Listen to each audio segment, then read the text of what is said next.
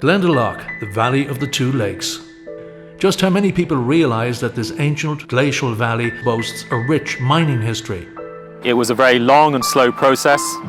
The miners would have to drill shot holes into the rock. But they wouldn't even stop the machine.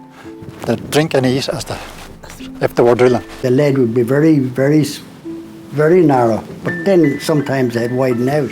But for the most part, it'd be pretty narrow. And I was there with a shovel and I filled in the crusher. And I went along a belt then and into rolls. Rough stuff went into the hoppers, to call them, the jigs. He kept jigging away. When we look at a natural environment like Glendalough, we have to look at man's influence over the times on it, and really there isn't any part of Glendalough that hasn't been untouched by man. The spoil heaps are a legacy of the past, and it's just it's another phase in the history of Glendalough. The value of this piece of machinery was probably less than the cost of bringing it out of here, so it remains as a permanent monument to that particular phase of mining in Glendalough. The far end of the valley was aptly named Van Diemen's Land by the miners because it seemed so far away from civilization.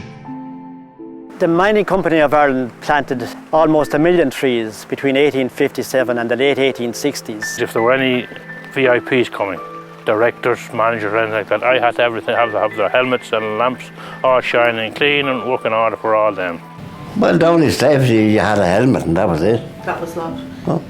And you had your light, obviously. Oh yeah, you had your lamp on your helmet, you know. If you come out in the end of the shift in wet clothes, you might go on home in them. There was no means of drying clothes or anything. The average life expectancy for a miner was 42 years.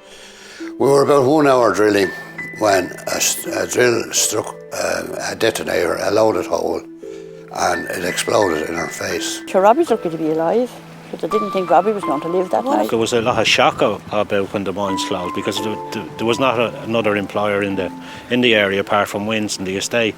So a lot of people, even in the mining end of it, all emigrated or left. And I think the one thing that kept everyone going here in bad conditions and everything was the solidarity and comradeship that existed with all the lads here. I wish to God I was back there again.